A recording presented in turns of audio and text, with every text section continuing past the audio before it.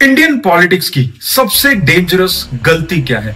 ये सोच लेना कि आपने वोटर को समझ लिया, क्योंकि जब भी किसी ने ये सोचा है उसने भारत की स्टेट की पॉलिटिक्स या उसके वोटिंग पैटर्न को डिकोड कर दिया। वोटर ने तब एक ऐसा सरप्राइज दिया है जो पूरा नैरेटिव बदल देता है। बिहार का रिजल्ट उसका परफेक्ट एग्जाम्पल है। आप सभी को नमस्कार। नंबर्स बताते हैं कि बिहार ने इस बार किस पर ट्रस्ट किया।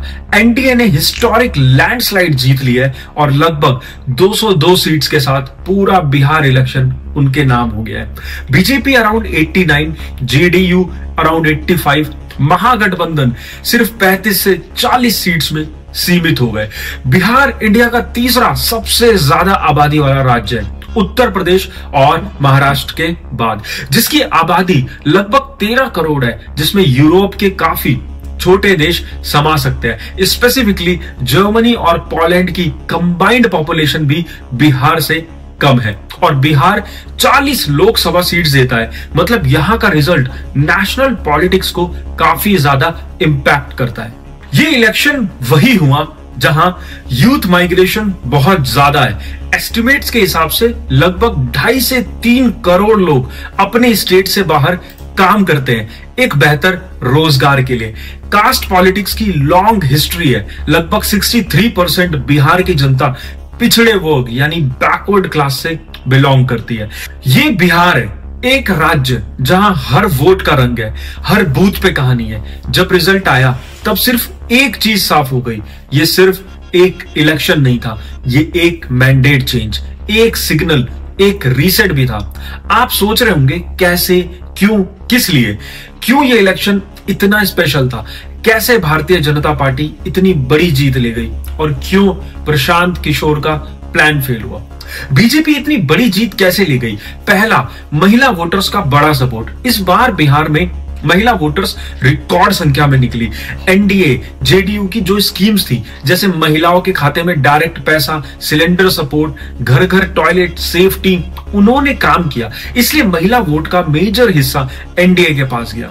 सेकंड, यूथ और ईबीसी यानी इकोनॉमिक बैकवर्ड क्लासेस का शिफ्ट देखने को मिला। बिहार का यूथ पहले कास्ट के बेसिस पर वोट करता था, पर इस बार काफी यूथ ने कौन काम करेगा पे वोट किया है। बिल्कुल इस पॉइंट पे आपको लग रहा होगा तो फिर क्यों प्रशांत किशोर जैसे उम्मीदवार को सीट नहीं मिली।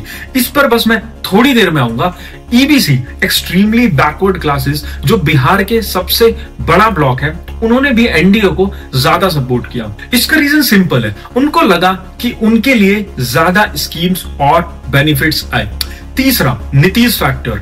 चाहे क्रिटिसिज्म हो या सपोर्ट, नीतीश कुमार का एक ट्रस्ट फैक्टर ग्राउंड पे अभी भी दिखता तो है, स्पेशली वुमेन और रूरल हाउसहोल्ड्स में। इसलिए जेडीयू ने भी अच्छा परफॉर्म किया, जिससे एनडीए की टोटल सीट्स को और ज्यादा फायदा मिला है। चौथा, बीजेपी जेडीयू की साथ मिलकर चलने वाली स्ट्रैटेजी। एनडीए ने ग्राउंड लेवल पर बूथ तक अपना नेटवर्क बनाया हुआ था। एनडीए ने हर बूथ तक अपने एजेंट्स, लोकल वर्कर्स और वॉर रूम नेटवर्क के साथ पहुंच बनाई थी। टाइम्स ऑफ इंडिया के हिसाब से अपोजिशन ने लगभग 56,000 booth level agents BLAs deploy किए थे, लेकिन एनडीए जिसमें बीजेपी और जेडीयू दोनों शामिल हैं, उन्होंने total around 82,000 BLAs booth level agents ground पर उतारे हुए थे। इससे एक चीज साफ दिखती है कि बूथ लेवल नेटवर्क और मोबाइलाइजेशन में एनडीए का स्ट्रक्चर अपोजिशन से काफी ज्यादा स्ट्रॉन्ग था, जबकि अपोजिशन का नेटवर्क ज्यादा गहरा या कोऑर्डिनेटेड नजर नहीं आया। अब चलते हैं बिहार इलेक्शन के सबसे इंटरेस्टिंग चैप्टर पर, प्रशांत किशोर। देखिए, प्रशांत किशोर इतना बड़ा स्ट्रेटेजिस्ट होते हुए भी इलेक्शन में फेल कैसे हो गए? जिस इंसान ने देश के सबसे बड़े नेताओं की स्ट्रेटजीज बनाई हो, जिसके कैंपेन्स ने स्टेट्स का पॉलिटिकल मैप बदल दिया, उसी प्रशांत किशोर को अपनी पार्टी जन स्वराज पार्टी एक भी सीट जीत नहीं पाई। ऐसा क्यों? जेएसपी ने 238 सीट्स पे खुद को टेस्ट किया, लेकिन एक भी सीट नहीं जीती।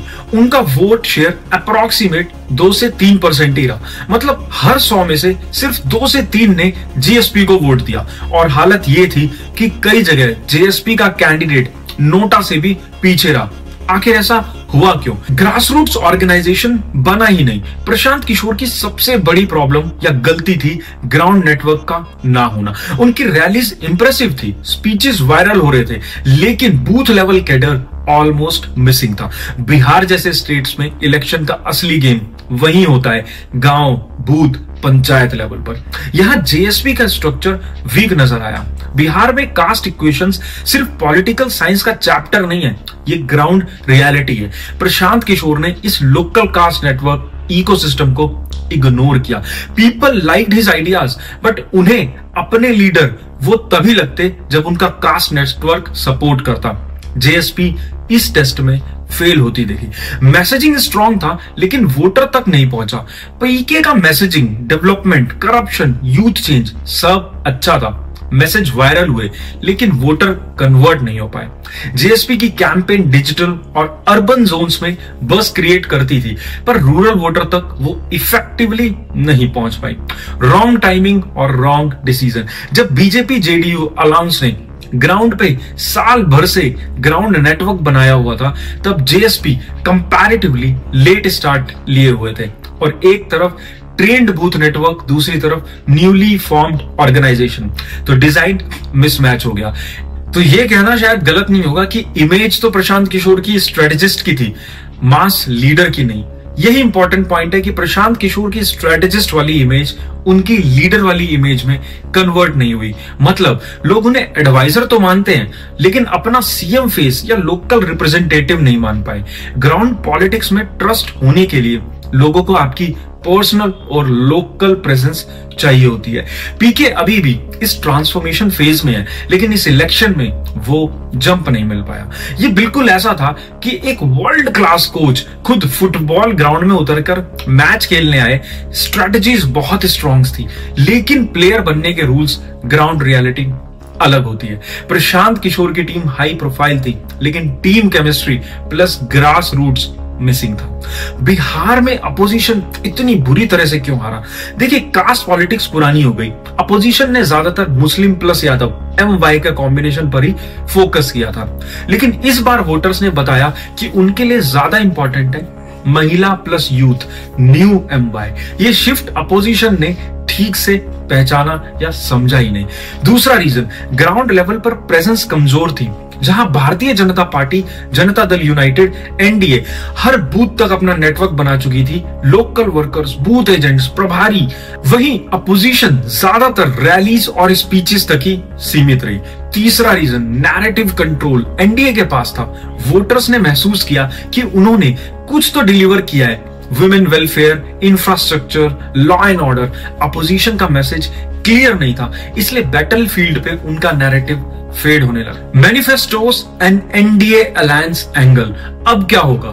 देखिए, मैनिफेस्टो ने दोनों तरफ से बड़ा बड़ा प्रॉमिस था, jobs, migration control, caste census, welfare schemes, ये सब। लेकिन अब जब एनडीए लगभग 202 सीट्स जीतकर आ चुकी है, सरकार की स्टीयरिंग बीजेपी, जेडीयू और एलजेपी आरवी के हाथ में होगी। बीजेपी के करीब 89 सीट्स, जेडीयू के अराउंड 85। अब असली टेस्ट शुरू होता है। वोटर देखना चाहता है वेलफेयर स्कीम्स ग्राउंड पर कैसे चलेंगी, माइग्रेशन कम होगी भी या नहीं, यूथ को रियल जॉब्स मिलेंगी या सिर्फ पेपर में। और एक यूनिक बात जो इस इलेक्शन में छुपकर सब कुछ डिसाइड कर गई, वो थी women voter ownership. Cash transfers ने महिला वोटर को स्ट्रांगली एनडीए की तरफ पुश किया। इसका मतलब नेक्स्ट टर्म में वुमेन सेंट्रिक गवर्नेंस और ज्यादा इंपॉर्टेंट होगा। इलेक्शन जीतना एक चीज है, पर मैनिफेस्टो इंप्लीमेंट करना सिर्फ सरकार नहीं, क्रेडिबिलिटी का सवाल है। नीतीश कुमार का past welfare record plus BJP की नेशनल डिलीवरी मॉडल दोनों मिलकर इस 5 साल का फ्यूचर शेप करेंगे। अब देखना है प्रॉमिसेस पेपर से निकलकर बिहार की सड़कों तक कैसे पहुंचते हैं। और दोस्तों, इस पूरे इलेक्शन का सबसे बड़ा मैसेज है, बिहार का वोटर बदल चुका है। पहले जहां बेसिक वेलफेयर से काम चल जाता था, अब एक्सपेक्टेशन का कर्व ऊपर चढ़ चुका है। लोग कह रहे हैं, हाँ पैसा अकाउंट में आ गया, पर जॉब कब आएगी? सिलेंडर मिल गया, पर रोड कब बनेगी? स्कीम्स मिल गई, पर माइग्रेशन कब रुकेगी? यानी जीत लेना एक तरफ है, पर डिलीवरी करना अब रियल टेस्ट है। और अगर डिलीवरी स्लो हुई तो 2030 में बिहार का वोटर बिना शोर किए गेम पलट भी सकता है। ये इलेक्शन सिर्फ मैंडेट नहीं, एक वार्निंग भी है कि बिहार अब साइलेंट स्टेट नहीं, रिजल्ट डिमांडिंग स्टेट बनता जा रहा है। आपको क्या लगता है, क्या एनडीए 202 सीट्स की एक्सपेक्टेशन को मीट कर पाएगी? कमेंट में मुझे जरूर बताओ। अगर ये एनालिसिस आपको वैल्यूएबल लगा तो वीडियो को शेयर करो और चैनल को सब्सक्राइब जरूर करना, इससे मुझे सपोर्ट मिलेगा। मैं हूं नीरज और आप देख रहे थे क्रक्स विद नीरज। मिलते हैं अगले क्रक्स में सच और समझ के साथ। जय हिंद।